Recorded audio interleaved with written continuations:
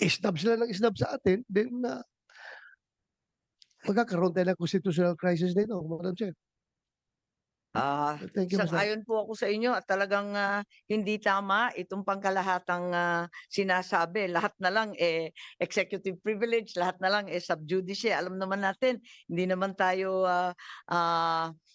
lihis at alam naman natin na napaklaro ng Nery versus Senate, yung Ermita case, kaliwaliwanag na kinakailangan na talagang malapit sa Pangulo, ang impormasyon hindi makukuha sa iba, hindi naman ito magiging panganib para sa lipunan, kaya't paano po ito naging executive privilege? Alam na po natin yan at hindi naman tayo nakikialam dun sa bagay-bagay na sinaloob ng mga kaso at asunto sa Korte Suprema.